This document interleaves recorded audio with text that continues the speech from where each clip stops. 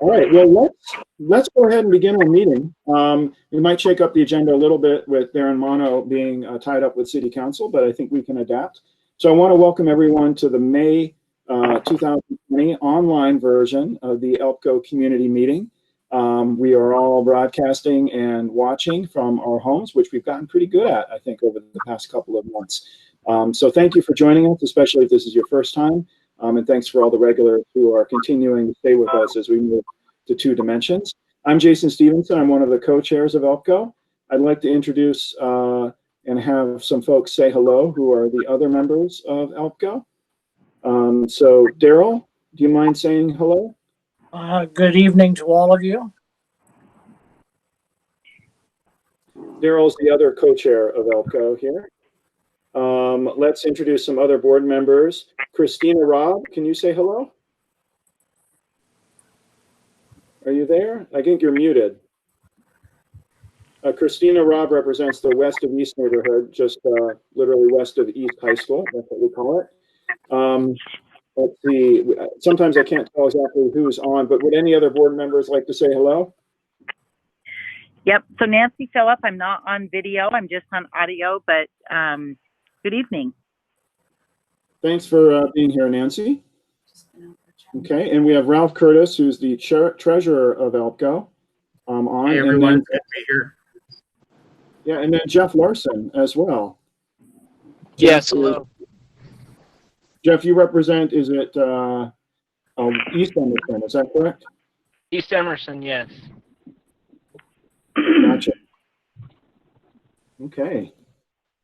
All right. And Judi Short is here as well. She's one of the land use advisors for ELPCO. So thanks for being here, Judi. And we also have, of course, some of the guests that will be speaking a little bit later on, Tim Cosgrove and others. So thanks for joining us. We normally start off with the Salt Lake City Police Department giving an update with Detective David King. David, are you calling in? I think I might see your number there. Are you here with us tonight? Yeah, can you hear me? Yes, we can hear you. All right. So, hi, I'm Dave King with the Salt Lake City Police Department, and just going over, I guess, just usually for those that haven't attended, just kind of go over some of the numbers we have on our website. If you ever get on, you can go to our open data and you go to ComStat, where you can see the numbers broken down by the individual districts. And looking at the numbers, it's kind of interesting how things just kind of go in waves a little bit. It seems like here, I think it was a week ago that I was given talking to another community council, and all the numbers seem to be in the green. This week, it seems like we have quite a few that are in the red. We've had a little bit more calls.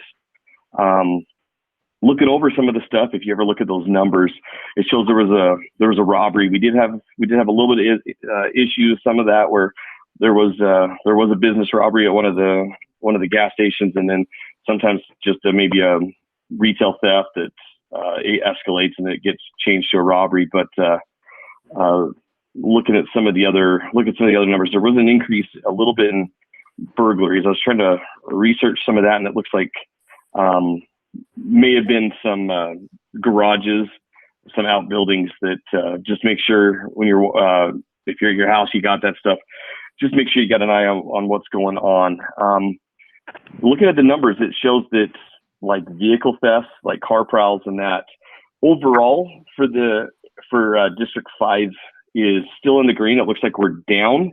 But our ComStat unit, looking over some of the numbers, did see a little bit of a trend going on kind of in the District 5. There was a little bit of an increase, more just around the Liberty Park area. There were two individuals that were identified, and I know they're looking at some of that, but just around like I said, just right around the Liberty Park, some of the things that they noticed or they brought up is that people were just out checking like unlocked doors on the vehicle. So they were doing like a car theft, or not car theft, but like just a vehicle burglary.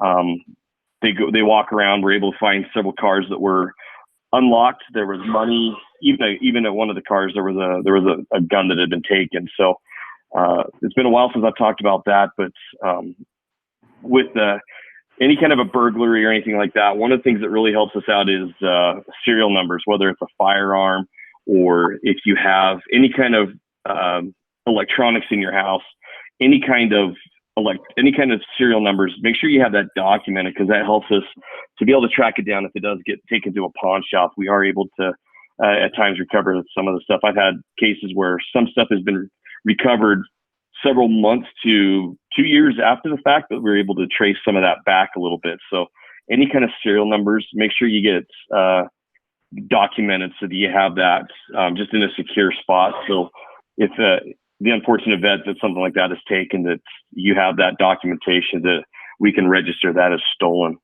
Does anybody have any questions for me or anything? Any questions for Detective King? Okay. You know, If you do, this is Jason Stevenson. You know, I did see some articles about car fouls going up just over the past couple of weeks, and I think even Salt Lake City Police was interviewed in the media article that I was reading. I suppose that people just have more time on their hands nowadays, and so that's something that is continuing to happen.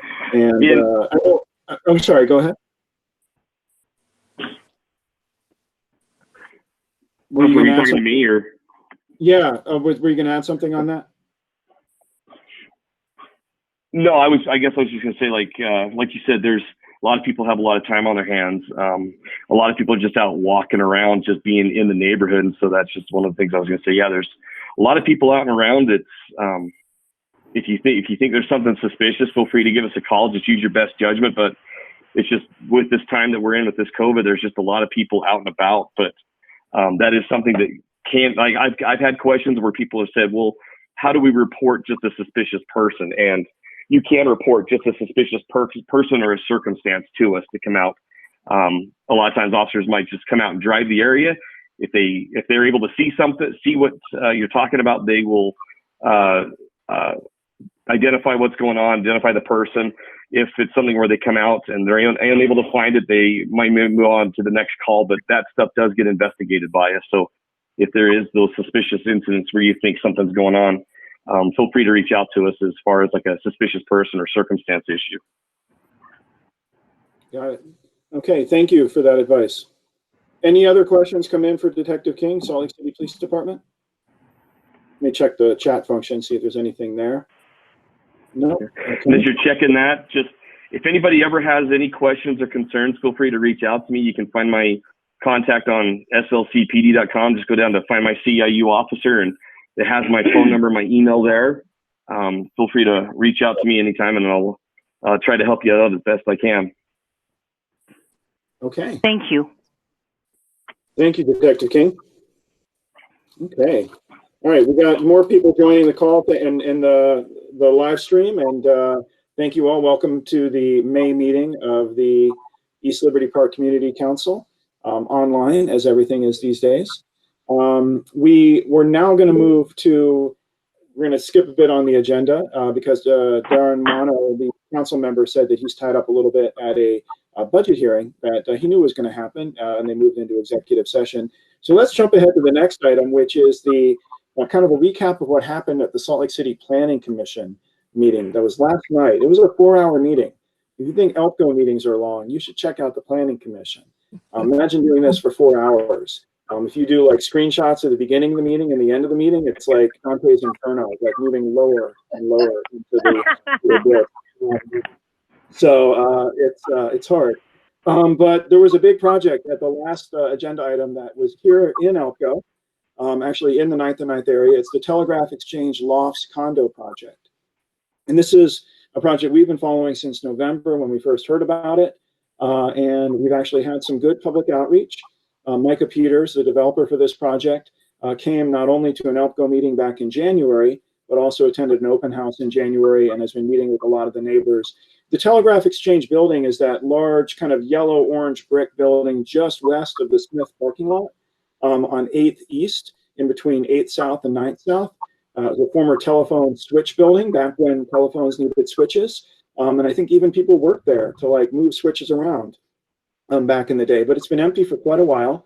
And Mr. Peters wants to develop that building into a 23-unit condo sort of development, where there would be 6 units in the Telegraph building, that building, and then there'd be 4 3-story condominium buildings just to the north that he would buy up. He actually owns the second parcel, and he would add those buildings to that second parcel. But to do that, he needed a zoning change and a master plan amendment change.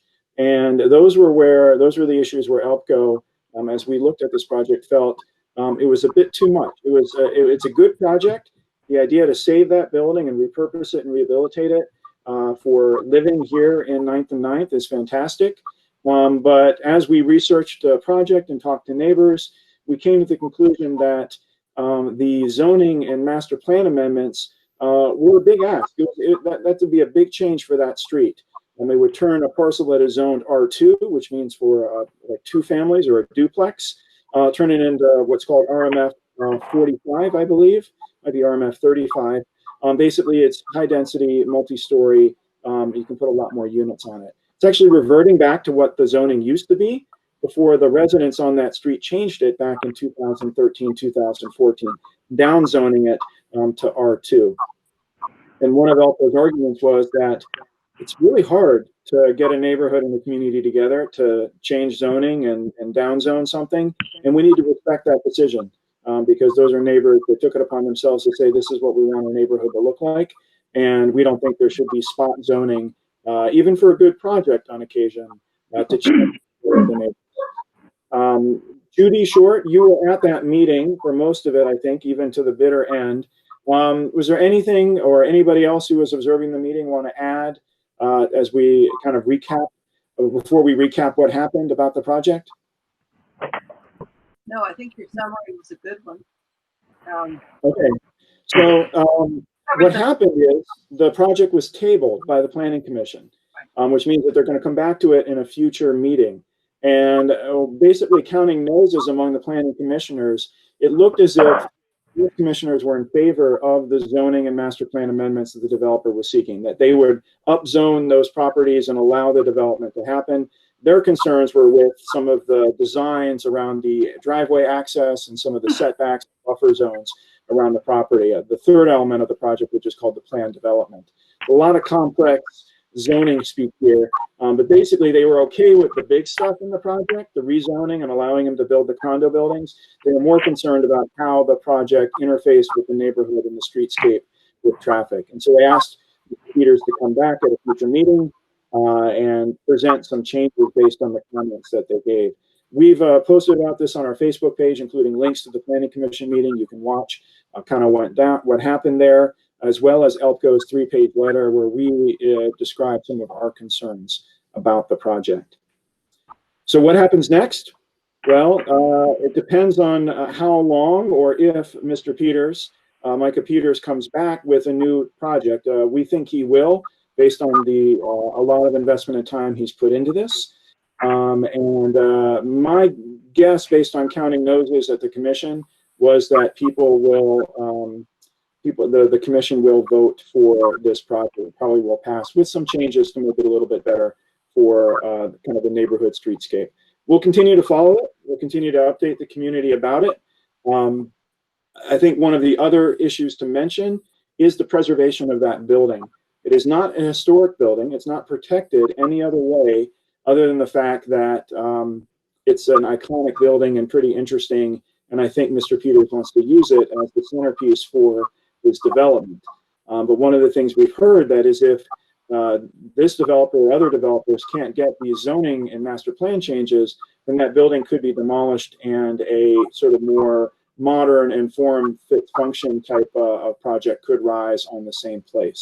So we've seen that before at ELPCO, where developers say, you know, if you don't approve my plan, then something worse could come along. It's something to keep in mind, but also we like to evaluate plans based on what is actually on the table now, not what is a hypothetical possibility in the future, because it's a lot easier to look at what the actual impacts will be if you have something solid in front of you versus something that's more about a possibility. So there any comments? Looks like, did anybody chat about that? So George Norman said, so maintaining the charm, current lot of empty new development. So I presume you mean of the street, keeping it as kind of that lower scale, single family and duplex home. You should take a walk up that street if you get the chance. It's 800 East, just a little bit west of 9th South, or 9th and 9th. So any other comments, or Judi or others who've been involved with this project? Any feedback? I was going to write something, but I can't find the comments on the screen. Oh, it's under the chat section. Is there something you wanted to say? Well, I don't think the commissioners were really psyched to do the rezone. Okay. Judy's saying that she doesn't think the commissioners were interested in doing the rezone. But I think okay. they will for the reasons that you mentioned. Okay. Based on the historic building? Right. But Or I think my historic building? changes made to the 8 units that he wants to put on that one site to south. We're losing you a bit, Judi, on the audio.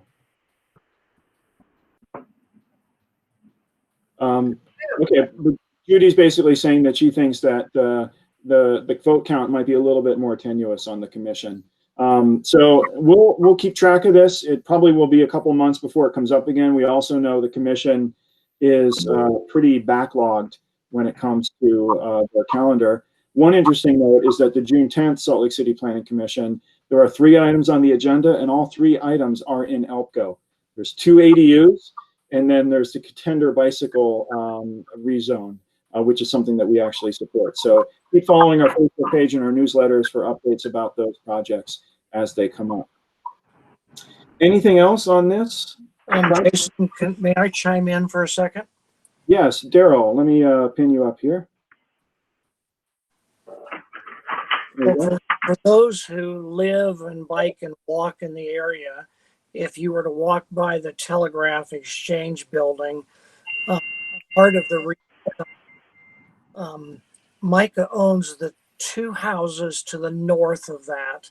So as people might want to take a look at that, that was part of the consideration, that they'd be torn down and allow for those condo units to be put up there to incorporate into the overall property. And then he wants to live, I'm guessing, on the top floor of the Telegraph building. Everyone else will have a rental property, but he will own his. I'm having a little trouble hearing you, Judi. What can I do? Maybe talk like that. And COVID. Yes. Okay. Well, it is something that we'll be following. I think my volume's up now. Yes? It is something that we'll be following and getting back to the community on, because this is one of the bigger developments that we've seen. A lot of people compare it to the Mutual Beauty condo development, although I think there's key differences. One being that Micah Peters, the developer, has been very open and willing to meet with our community and answer questions. So, cool. Anything else on that, or should we move on to the next part? Judi, you're on next, talking about ADUs and Airbnbs. That almost rhymes. I'm hoping your audio connection will be good enough for us to hear. Let's see if we can make that work. If you're on your cell phone, you might try moving to the best spot in your house, if you've got one. Not very good. I turned the volume up. Does that help? This does help a little, yes. Up a little? Yes, it's better. I'm notoriously bad at hearing, so hopefully others have a better experience. I wonder if I open my laptop. Does that make sense? Oh, yeah, that might help. See, now I can't. Well, is that better? Yep. If you tilt it up a little bit more, we'll be able to see you. No, I'm just looking at my dog. Okay. All right, we can see you now. With each other. Okay, we're going to talk about accessory units. The state of accessory dwelling units. So some of this is a little dry, but I think it's kind of cool. We started the conversation about this in 2009. That's 11 years ago. Originally, accessory dwelling units were supposed to be for elderly relatives and college-age kids. And if they were going to be rentals, they were going to be so small, they couldn't be market rate. They had to be affordable. But that hasn't been the case. You guys still there? We are. Hello? We can hear you great. Summercorn, who was director of planning in 2010, defined an AC as a residential unit located on the same lot as a single-family dwelling unit, either internal or attached to a single-family unit, such as an addition, or a detached structure, such as in a garage. By providing housing on existing lots in developed neighborhoods, ADUs are a form of land use that makes good use of land and public infrastructure investment. ADUs also increase use of transportation alternatives like walking, cycling, and transit storage that lead to reductions in greenhouse gas emissions and energy use. This is part of the Sustainability City Code Initiative project. Planning Commission report in 2011 defined the definition and added it's with the same or shared entrance. And the city wrote several housing policies in the meantime, seeing ADUs as a way to increase housing units, and in particular, affordable housing. In 2012, the city took on a trial project saying you could build one if you were within half a mile of a fixed rail, like tracks or commuter rail. It had a limitation, only 25 units could be built because they were sure everybody was going to build one. Guess what? No units were built.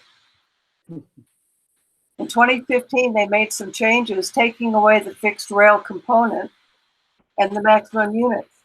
They added some better design requirements.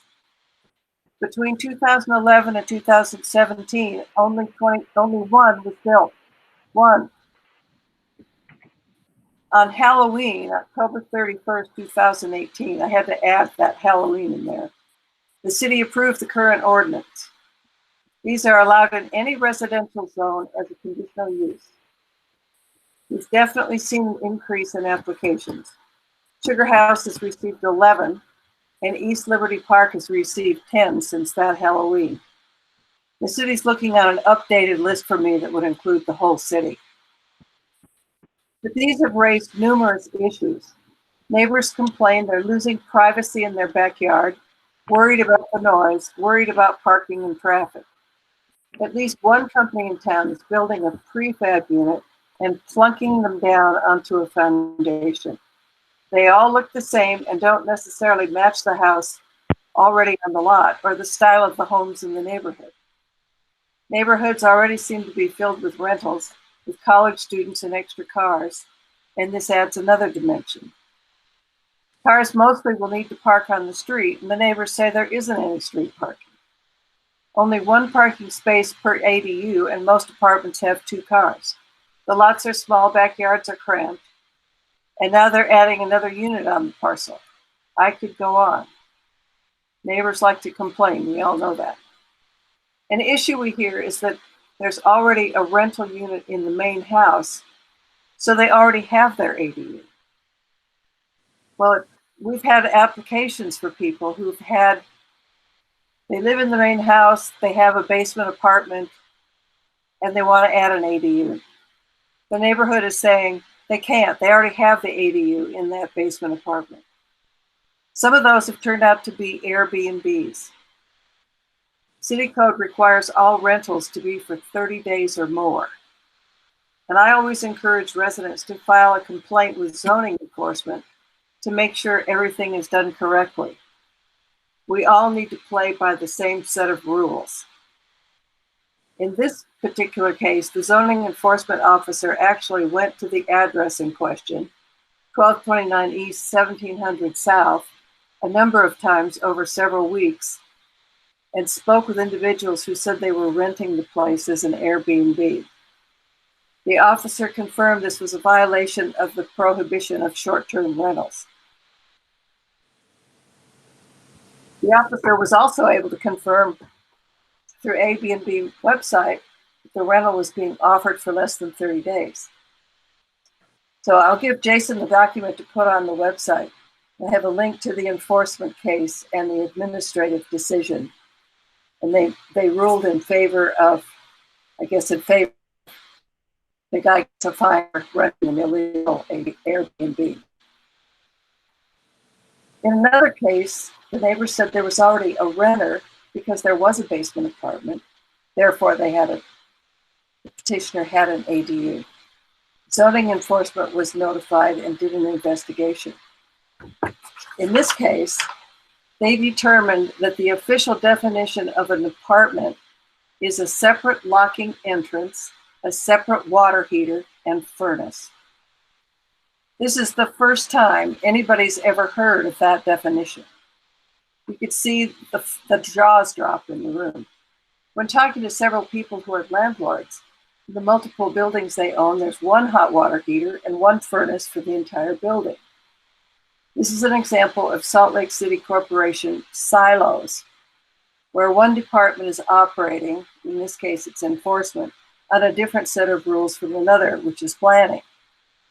So they have two different definitions of what is a unit.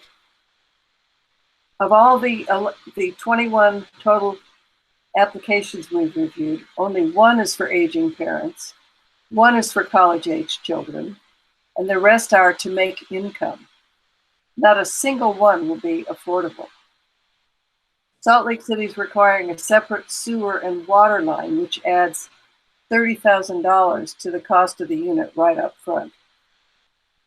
I won't read all the various definitions of a dwelling and accessory dwelling unit. I'll leave that for the document.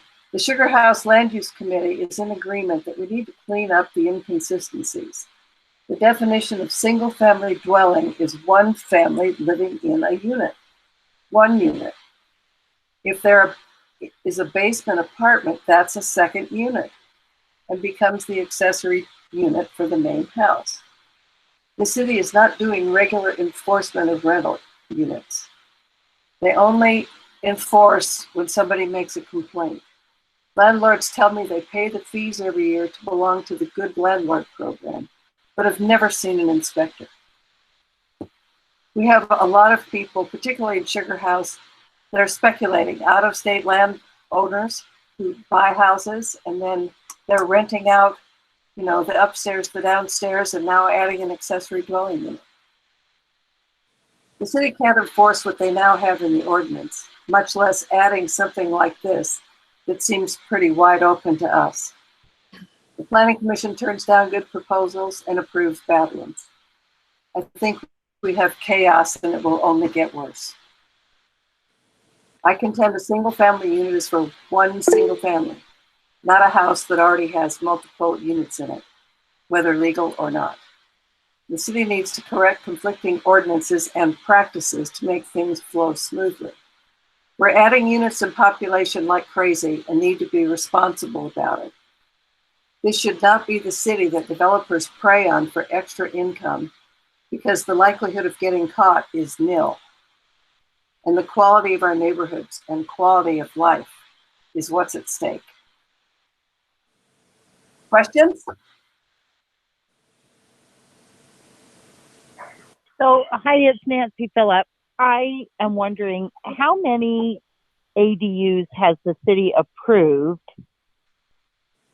And maybe even more specifically, how many have they approved in our district? Do you have any idea?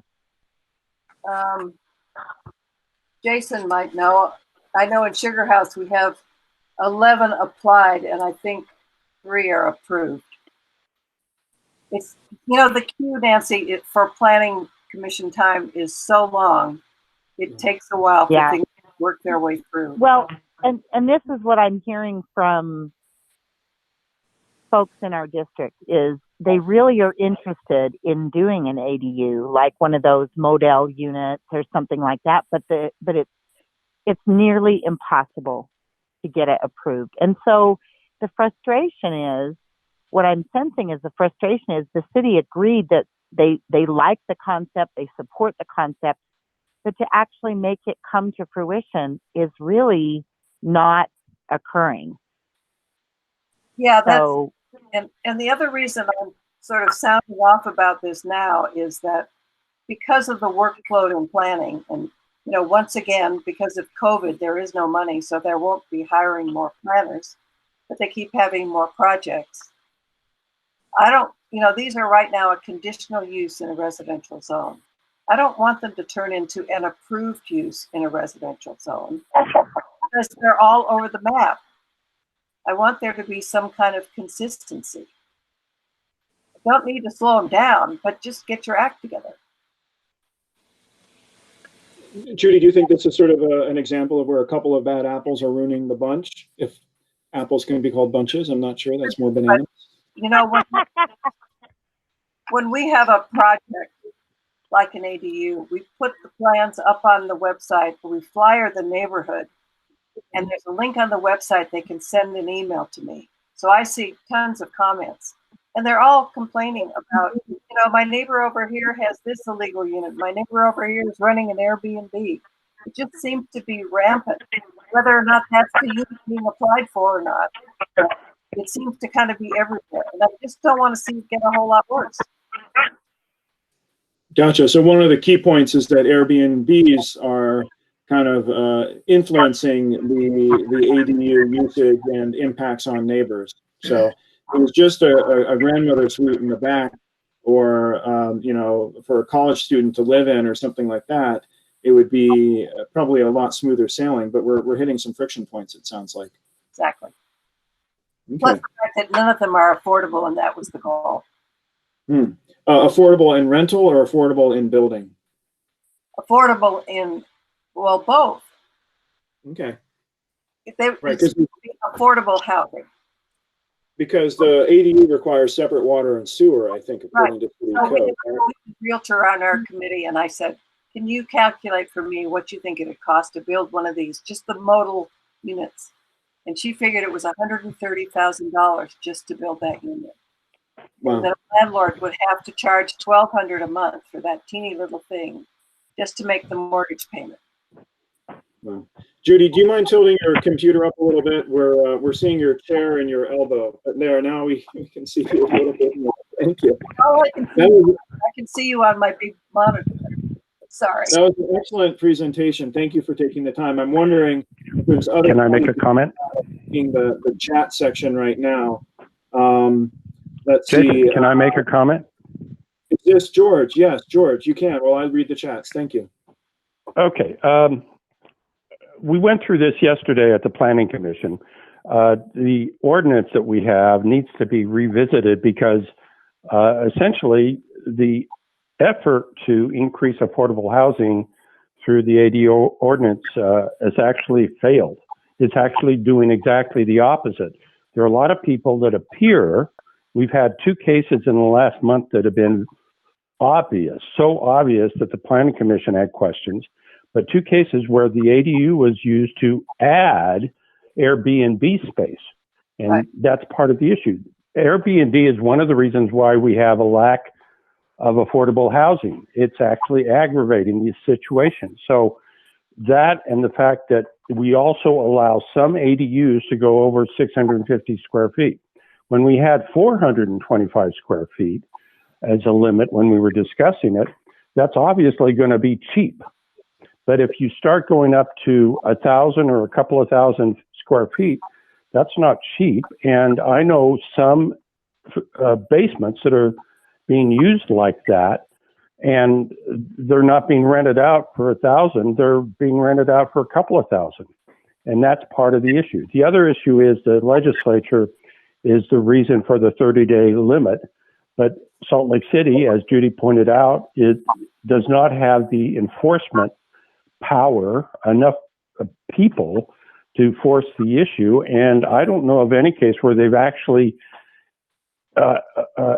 enforced it, because in the case of the East Bend Community Council, when they complained about the ADU being used for an Airbnb or the potential, the enforcement people went out and said, yeah, you're wrong. You have to have a business license. Here's the application.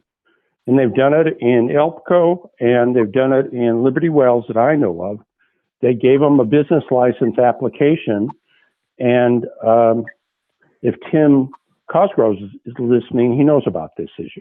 So this is that's why the city council, and I urge ELPCO to send a message or email to Darin Mano asking him to have the city council revisit the ADU ordinance, because the effort to lower housing costs and provide affordable housing is not working. It's doing exactly the opposite.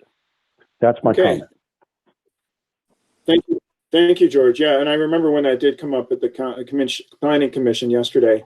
I do want to just put one question up here. Christina Robb, West of East board member in ELPCO, she asked, are we still only being notified of ADUs in R1 zones and not R2 zones? And I think that's accurate, because the conditional use is only kicked in when it's single family home R1. Is that correct, Judi, based on your estimation? It's R1, R2, and R7000. Well, that you have conditional use? I don't know. It's all the residential zones, not the apartments. All residential. Are there ever any residential zones like R2? Like, let's say you have an R2 zone where there's one house. Could someone build an ADU without going through conditional use? I don't think so. You think they would still need to be notified? Okay. Christina, let's follow up offline, because I know that was an issue with you at East High School. So I'll read the ordinance while you go on to the next thing. Okay. Judi, thank you very much for that update. It definitely seems as if we're reaching a point where we have some experience with ADUs now. We have a couple years under our belt. We've seen them come through. We've gone from 0 to 10 or 11 in Sugar House and in ELPCO in the past 12 months or so. We're learning something, and maybe this is a time for City Council to revisit that ordinance and do some tweaking. First around Airbnbs, and maybe around size, and really addressing the affordable housing issue, like George brought up. So that's something that we'll definitely be tracking. We put something up on our Facebook page about this to try to entice people to come to the meeting, and we got quite a few comments and responses. So this definitely is a hot button issue. People see it in their neighborhood, they see it on their block, they see it impacting people's incomes as well. I mean, it's true, as it was mentioned on Facebook, that Airbnbs can be a way for people to supplement their income, especially if they're facing some job loss right now. Although I've certainly read also that Airbnbs are crashing because people aren't traveling anymore. So it is facing the same economic pressures that other industries are, maybe even more so. Are there any more comments from folks that have joined that you think ELPCO should know about, some threads we should pursue? As I mentioned, we have 2 ADUs on the June 10th Salt Lake City Planning Commission agenda here in ELPCO, and there'll be more coming up. So any other comments? I'm seeing that a lot of people agree with you, Judi. It's almost like you had your Howard Beale moment from that movie Network. I'm mad as hell and I'm not going to take it anymore. That's right. If anybody remembers that movie, it's a great one. Jason. Yes. So I would echo Judy's part of the presentation that taught where she mentioned where one state department is not paying attention to the other. That seems to be a continuing issue. How do we solve that? Well, I'm going to talk to the city council about it. They're going to hear the same talk. Fantastic. Mm-hmm. We have a new mayor, council members. It's time. We have a lot of expertise and a lot of connections here in our community council. And so I think if we get a consensus about what we want to do and what we want to push for, we can provide some on-the-ground information and advice that could help steer some new policies. So please, if anybody has ideas or connections, you can always write in at elpcoslc@gmail.com. That's ELPCO slc@gmail.com. That way we can really make sure we're getting the community voice in whatever actions and course we take. Great. Thank you, Judi, for that. I would almost call it a treatise on Airbnbs and ADUs. Next on our agenda, we have Darryl High, ELPCO co-chair, was fortunate enough to go on a tour of the new Salt Lake City Airport, and we've been reading and hearing a lot about and seeing it rise from the ground. Darryl, can you tell us a little bit about what that tour was like and what you learned? Sure, absolutely. What I'm going to endeavor to do, if I can get my iPad to do this, is I'm going to swap my view so that if any of you want to, I'm trying to get this here, switch camera. Ta-da. So while I'm speaking, this is the Salt Lake City website for the airport. And so if any of you want to look at this while I'm doing this brief presentation, it's SLC Airport.com. And that's what the opening page looks like on your computer right there. So Tim Cosgrove and Weston Clark put this tour together, and Tim's online, and I hope he'll make comments as well. I've harvested some images from here that I would like to show you tonight. The airport is way ahead of schedule. It's due to finish completion in September of this year. And there was a little article online this last week that said the COVID infection has actually allowed them to move forward quicker because they don't have all the travelers that are in their way. An original 1 point something or other billion project has mushroomed into $4.1 billion. And that's all paid for not with tax dollars, but by traveler user fees, people going through the airport. So this display that you see in front of you is the footprint of the airport as it is being built right now. One interesting feature is they will go from 1,200 covered parking spaces to 3,600 in that parking plaza that you'll see in front of you, and another 3,000 in economy. The airport is basically laid out in the form of an H. And if you lay that H on its side, the bar of the H that looks like it's in the center, and I'll mouse with it right here. This is the bar of the H. They're not building that right now. They're building this one over here, and that's an underground causeway that goes from the south concourse to the north concourse. And it's interesting that Delta, of course, has contributed millions of dollars to the construction of this airport, and they're in the closest concourse, the south concourse. If you are a Delta Sky Miles user, you will have 29,000 feet of Sky Club access, which is a lot of space to cool your jets while you're waiting for your plane. We are very impressed with the security measures that they're implementing there, and the general manager for the airport showed us the new security gates. There are 14 of them that you will use to access through the main terminal, which he termed as next generation security. And he cited some examples of how quickly people will be able to get through security without long lines and without feeling that they're being encroached upon by other travelers.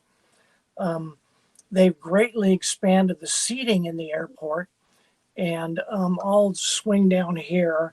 This view shows the plaza at the north end, which has a magnificent view looking onto the north part of the Wasatch.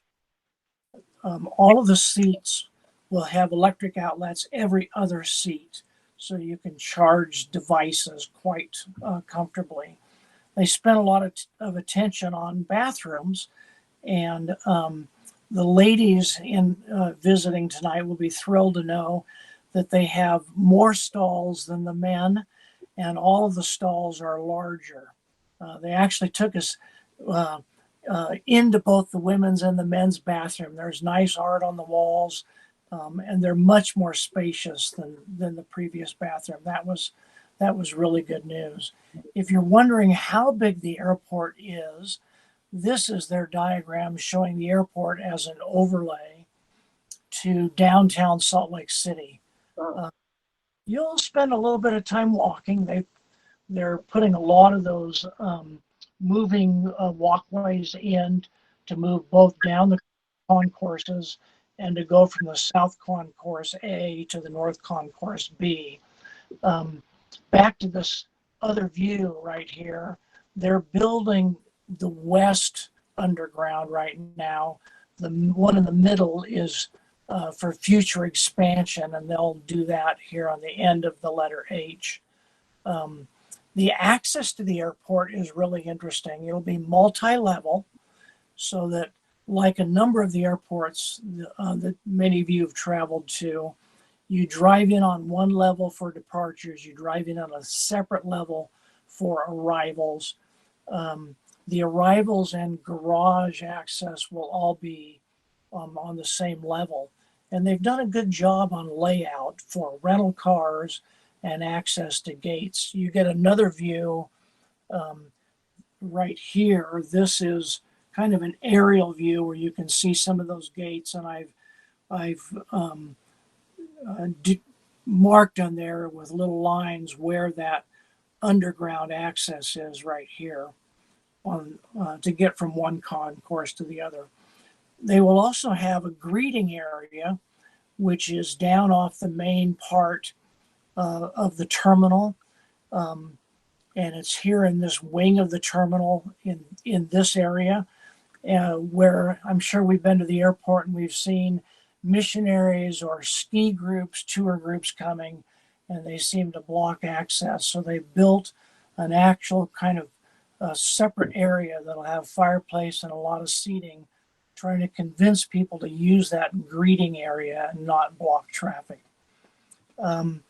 They took us downstairs on what is really the main unaccessible part of the airport where all the baggage is handled. And there are some incredible security devices. That's a picture of one of the machines. There are 14 of those high-speed, high-tech new devices that'll scan your luggage. And my closing question for all of us is, what is the number one item in your checked bag that will generate a TSA open bag search? That's a great question. Anybody have some ideas? Hairspray. Tim Cosgrove just put something in the chats, but he was on the tour, so I think he might be cheating. You know, I think it's hairspray, aerosol. Nope. Aerosol cans. You're not going to believe this. It's peanut butter. Peanut butter, probably because it looks like plastic explosives or something like that. So wow. Okay. That's pretty incredible, Darryl. Judi did have a question about tracks access, and Darin Mano did respond to it as well. He said, Judi wanted to know, will the tracks trains run to the new airport? Will you still be able to take the train to it? Darin responded, I believe there is an airside train planned for the new airport. I just looked up a Tribune article, and they said that, yes, the UTA is going to build a new station at the new airport, but they're going to need to wait for the old airport to be demolished. So in the meantime, they'll be busing people from the old station to the new airport until they can demolish the old terminal, which they didn't give a timeline on that. I believe in this illustration right here, this is the tracks line that comes right into the terminal. Got it. Okay. You'll see that on the airport website. So it will happen. It might not just be immediate. I think one of the things is they can't actually demolish the old terminal by like blowing it up, because that would create too much foreign object damage for jet engines. So I think they have to take it apart much more carefully, which takes time. I figure they just bring my kids in there with a bunch of jackhammers and sledgehammers and just give them a weekend and we'll see what happens. But great idea. Any other questions for Darryl about the airport? Will it still be the first phase completed by September, Darryl? Is that still the deadline? That's what they're advertising, and on the website they even have a countdown clock. If I can get it there, that's the countdown clock for when the new airport will open.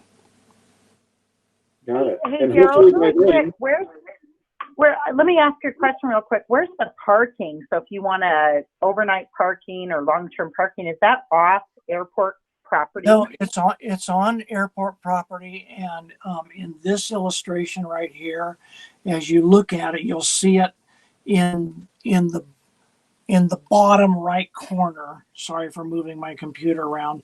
You'll see the long-term parking there, And there also is that parking garage right which right is next to it. right, Yeah. which is 3 times the size of the old one. You know, this Got is it. something that residents don't have to worry about, but will the rental car facilities be in that parking terminal, or will they be off-site? They'll be on site. So they'll be right next to the parking garage for rapid access. They've also moved in the main terminal. They have ticket counters on one side. And if you're standing at the ticket counter, literally at your back, they have rental car kiosks as well. So they've done everything to try and speed up rental car egress and access to those cars. Fantastic. Any other questions for Darryl about the new airport? Looks like we've got it. Darryl, thanks very much. I'll be sure to take the 7 jars of peanut butter out of my suitcase now. All right. Thank you again for attending the tour on behalf of ELPCO and giving us this update. Darin Mano, Salt Lake City Council member for District 5, has joined us. Thank you, Darin, for being here.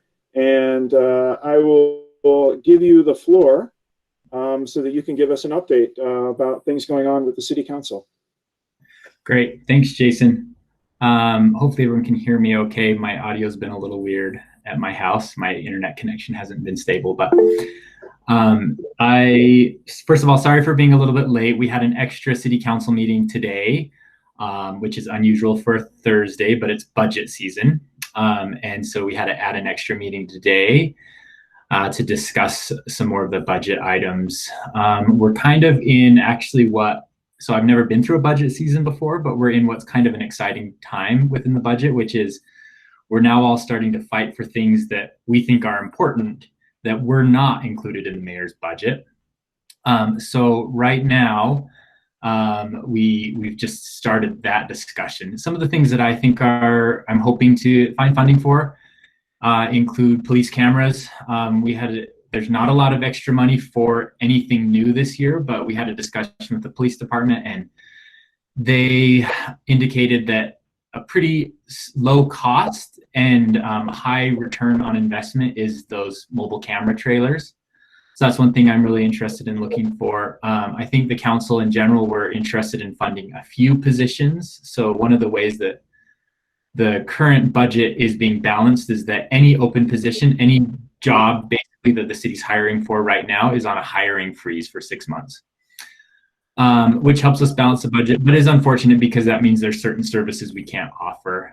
There's a good discussion tonight about that, and some things that are of concern to different council members are positions within the attorney's office, positions within the police department, and the planning department. So we're discussing some of those as to potentially trying to find some funding for them.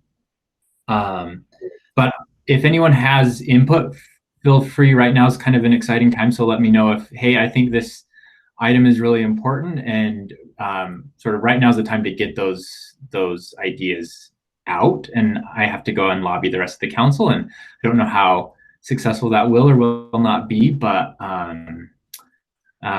there's kind of this process going on right now. So we're in the middle of that.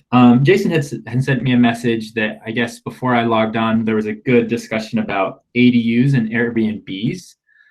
And I know that I've been trying to get some more information about this. The ADU ordinance should be up for revisiting soon. I think it should already have happened, but planning staff is so behind that they're hoping to get it to us next month is the latest that I heard, and to revisit that ordinance. The Airbnb issue, I've been trying to figure out some information on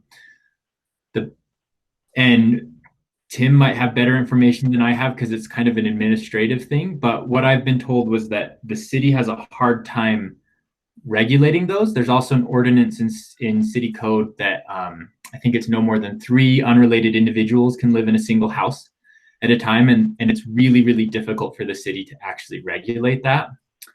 There's also some state laws that prohibit what we can do. Like we can't go to the Airbnb website and find Airbnbs listed. That's against state statute. So there are some state laws that limit us. And then there's also just some logistics of doing that. So if people have ideas of how to do that, I know that's of concern. And it's certainly an issue that there are people,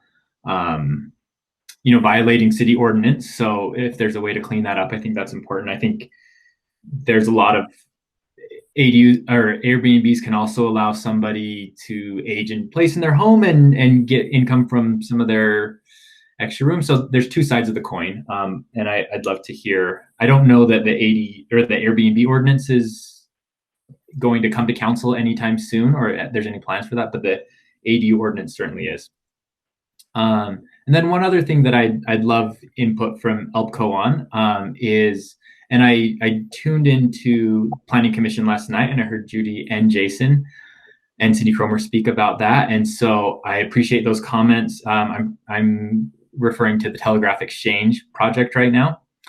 That I think will be a while before it gets to council, but I assume it will eventually get to us.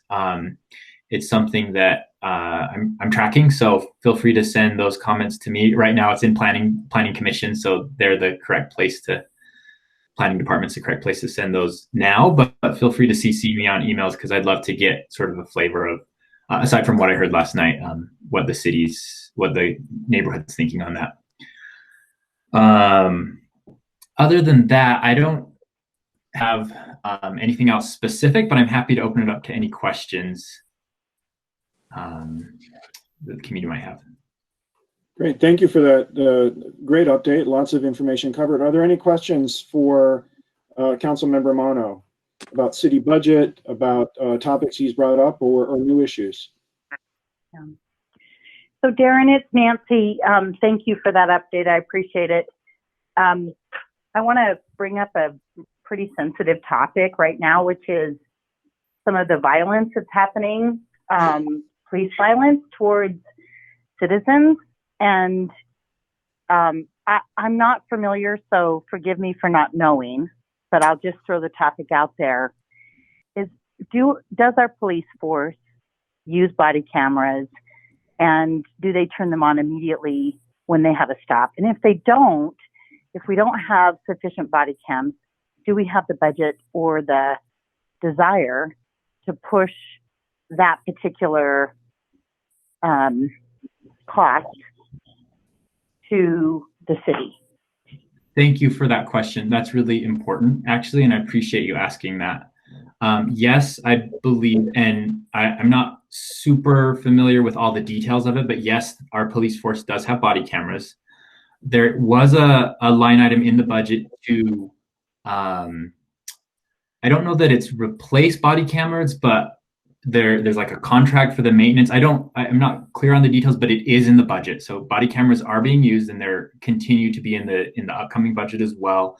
There's also some new technology for, I guess, for instance, detectives that are not on patrol also sometimes need body cameras. And so there's some new technology the police department is looking at that they told us about, where certain officers can use their cell phone as a body camera. You wouldn't want that for all officers because they can't continuously be running, but for officers that are going to do a specific operation that they can plan for, they can use their cell phone as that. So there's some technology that they're looking at for that. I think to your point though, Chris Wharton today, and I was really grateful that he brought this up in our discussion of things that we hope to get in the budget, brought up de-escalation training. So not just recording the situation, but actually training our department for how to de-escalate situations so they don't ever get there in the first place. And that's something that we're hoping to get a briefing from the police. We asked today for a briefing from the police department as to If we're not doing that, do we need to do that? And if we do not think we need to do that, why? And how is the police chief comfortable that what is happening right now, is he comfortable that what is happening now is sufficient, and why? So we posed that question again today. Thank you for asking that. That's a really important topic. No, I'm so grateful that you went to that place of the de-escalation training, because it does seem like that is the root, right? That's really the underlying issue is, does our police force have the tools they need and the training they need to community police and to de-escalate situations? And at one time in my career, I did work for the police department, and they did have de-escalation training. I'd be very curious to see if that's still continuing. Yeah, and we've asked for that, so I have something to report. Thanks. This is Jason Stevenson. I'll put on my ACLU of Utah hat here because we actually work with a lot of these issues. I do know, Nancy, that Salt Lake City Police does do de-escalation training, but they cycle officers through on a couple-year rotation. So more funding could increase that. I believe it's called Arbinger. I think someone actually gets posted. So I know that is something on their agenda. I also know that the Utah legislature passed a bill this year that would make it so that if an officer did not turn on his or her body camera during an incident, then the lack of that evidence could be used prejudicially against the officer if there was an issue coming up. And I see Joel Briscoe, our state representative, is on the call. Joel, was there something you wanted to add on that? He just left, Jason. Oh, he just left. Okay, I saw him on before. Okay, so I know that bill was passed. So there is a little bit of movement to make it so that body cameras are certainly turned on, and consequences if they're not. That's great. Thank you. Other questions for Darin?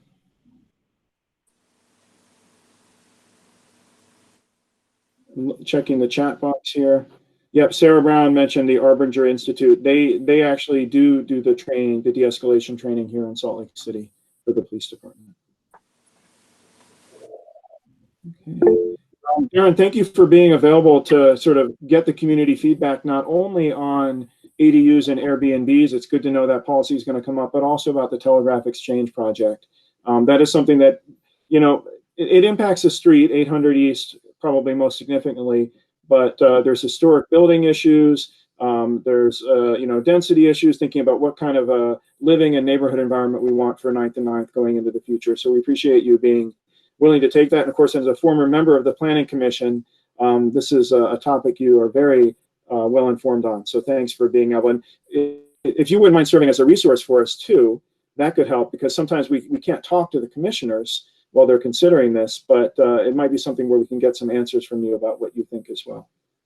Okay, great. Yeah, I'd love to discuss it further. It's not in our court yet, but it's something I'm tracking. So fantastic. Thank you. All right, we'll make sure Council Member Mano's information and contact information is in the chat section and in the show notes. But we can now move on to Tim Cosgrove from the Salt Lake City Mayor's Office. Tim, thanks for being here. Can you give us some updates from the other side of the city county building of what's going on there? Thanks, Jason. Appreciate you having me on. First, I have to compliment Darryl High for doing such an outstanding job on the report for the tour of the airport. He covered everything. I couldn't have done as good of a job that he did. And I'll recommend to the mayor that we add him to the board. No. It is free access to the Delta Sky Miles Lounge, and it's 29,000 feet of luxury. It is really exciting, and it's complimentary of where the direction the Salt Lake City is moving. We are an international city, and to have a $4 billion airport being built right here, it's under budget, it's in the black. The atmosphere that it provides, the welcoming, the charm, the aesthetics, the view of Salt Lake City from all points in the airport it's just going to put us on a map, and it's very exciting. Very happy to see that.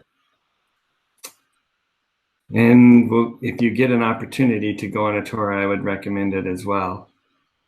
Darin talked, Councilmember Mano talked about the mayor's budget. I don't want to steal his thunder or highlight anything else other than the things he's talked about, other than I know he's talked about in the past. The mayor also set aside $200,000 for alleyways, which is the first time a proposed appropriation has been made for alleyways.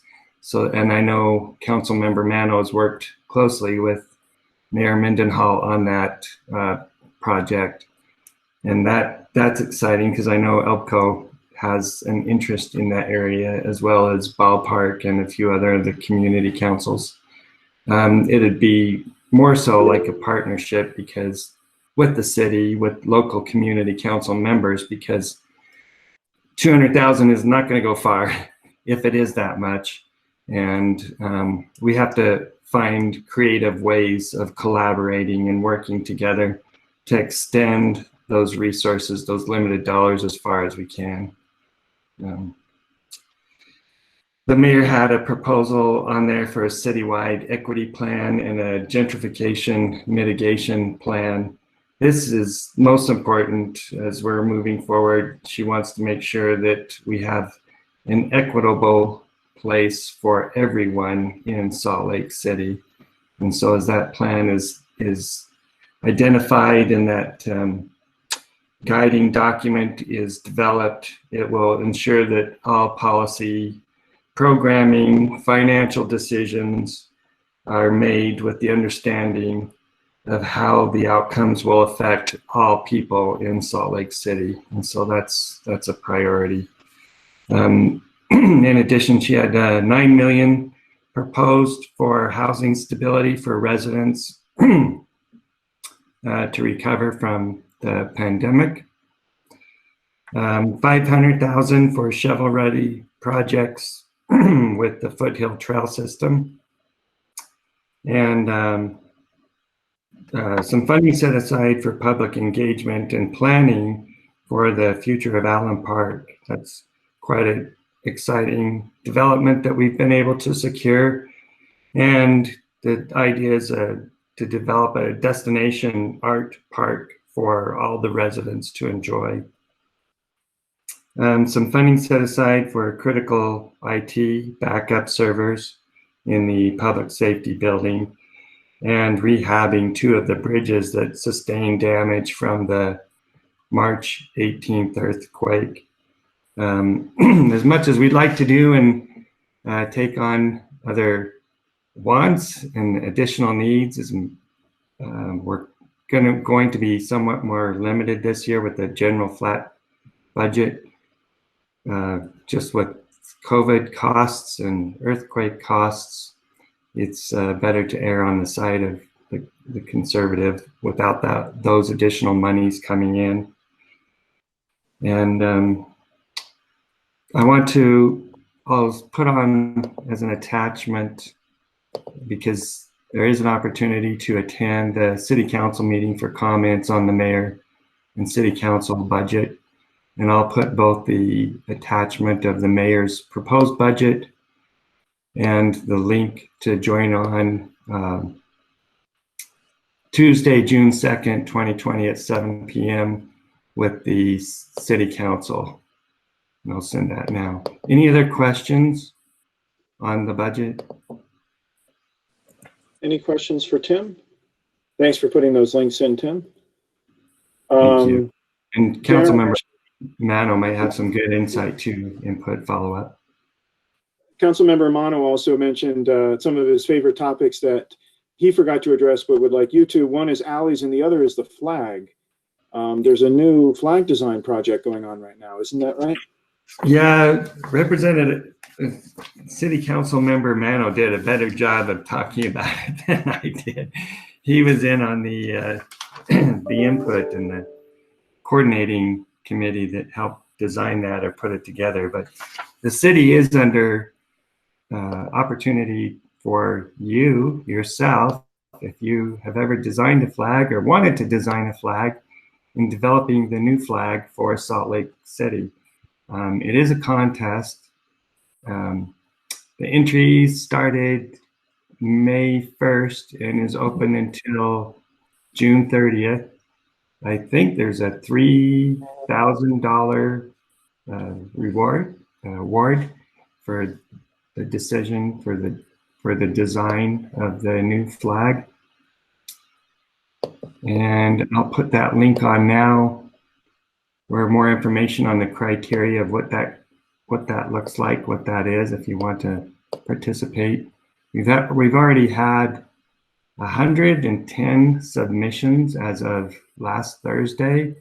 That was the last update that I had received. Wow. Okay. That everyone's going to start scribbling on their napkins right now, coming up with the next flag. So we posted about that on ELPCO in our newsletters and on our Facebook page. So check those out if you want more details and where to submit your designs. You could become a renowned vexillologist. Yeah, a renowned vexillologist. Throwing out the Oxford English Dictionary there, Darryl. That's great. I believe that's the technical term for a flag expert. Is that right? That's correct. Okay.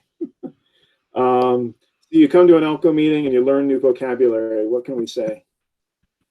Thank you, Tim. Are there any questions for Tim about his presentation, other city issues?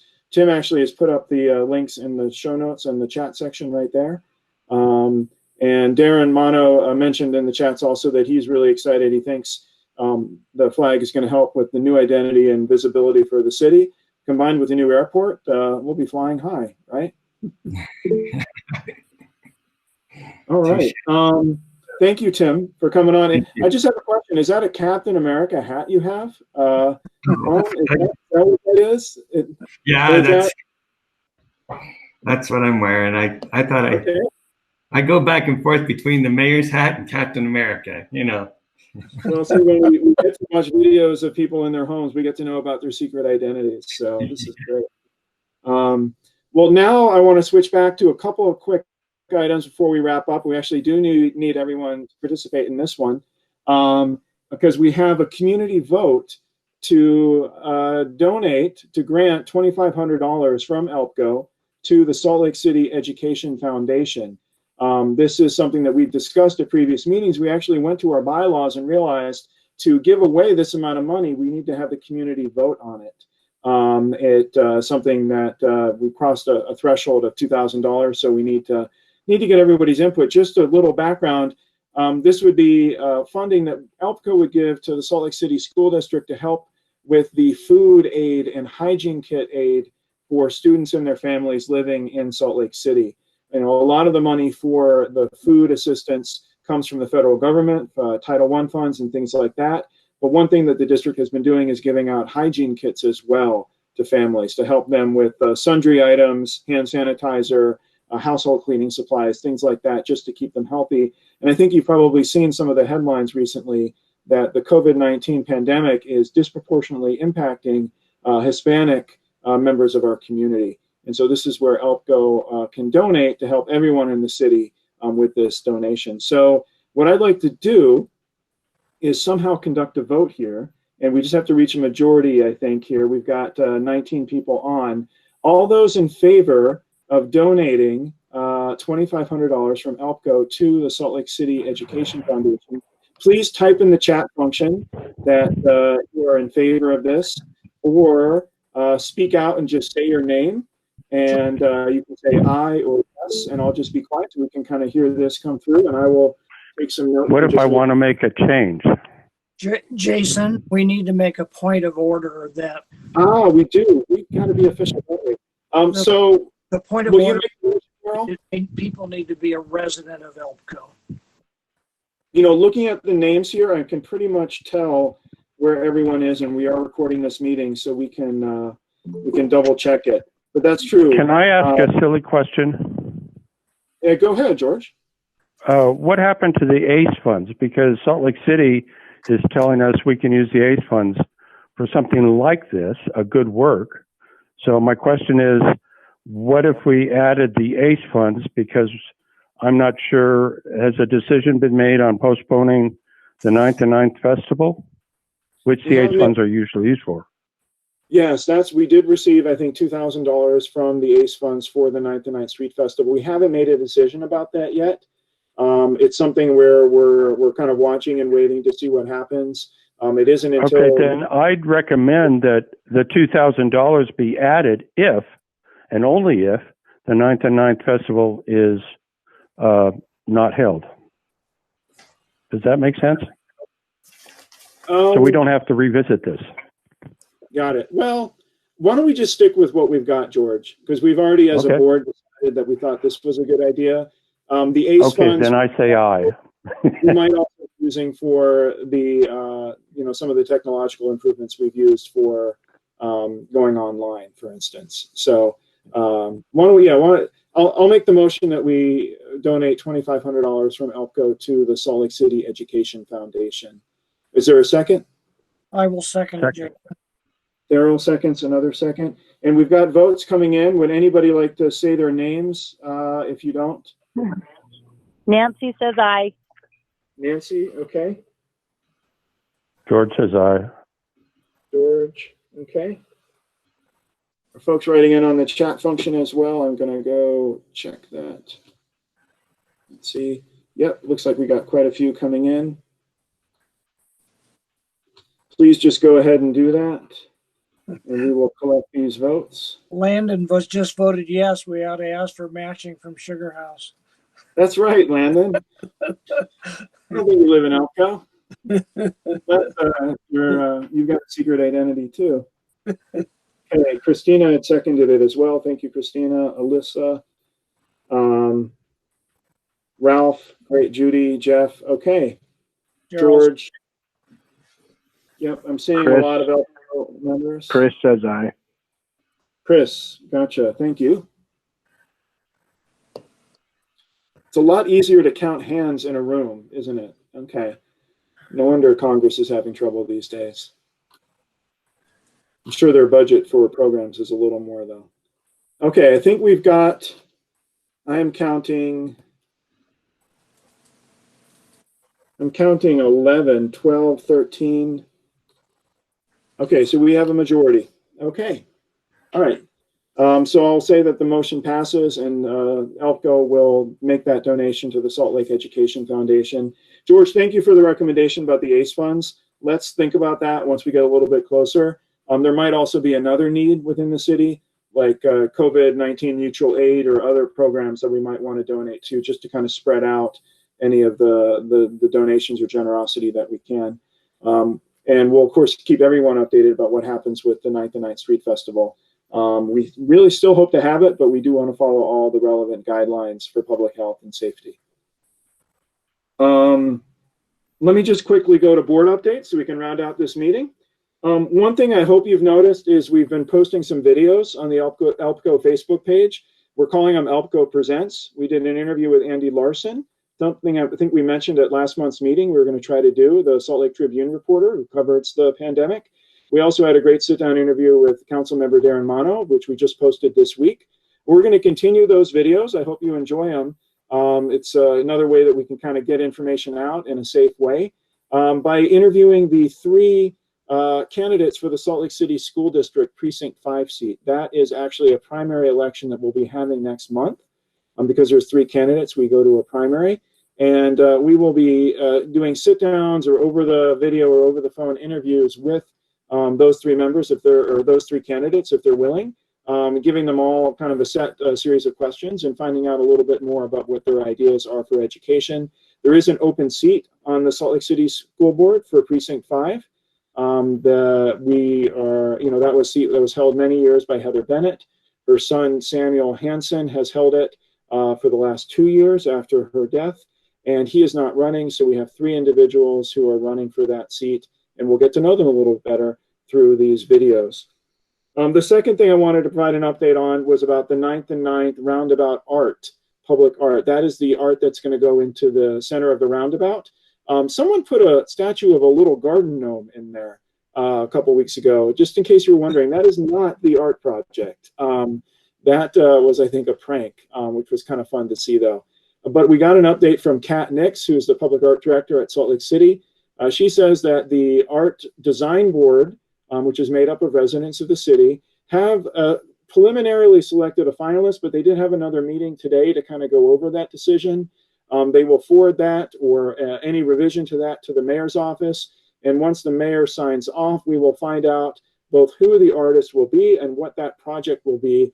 And ELPCO, I hope, will be some of the first group to know about this so that we can share it with you, find out what kind of public art is going to go into that roundabout. So keep watching. We'll let you know when we know whether or not we're going to have a giant garden gnome in that spot. Those were the two updates I had. I want to open it up to other board members. And Darryl, are there any other updates that we should add? Not that I'm aware of. Thank you. Something I mentioned earlier was that we have 3 ELPCO items on the June 10th Salt Lake City Planning Commission meeting. So watch for our feedback and sort of comments on what's going to be going on with that. We've got a couple of days until we have to go in front of them, but those are 2 ADUs and a zoning change. So that's something that we'll be following and tracking, as well as some of the other issues like the Telegraph exchange. With that, I think we are pretty close to being adjourned. Christina says we covered everything. We tried broadcasting this meeting on Facebook Live. I'm not quite sure it worked. It's a little hard to check kind of in the middle of things. But we will be posting an edited version of this meeting because we're recording it on the ELPCO Facebook page just in a couple of days once we get that going. So watch for that. And as always, see us online and around the neighborhood. So we are adjourned until our June meeting. Thank you.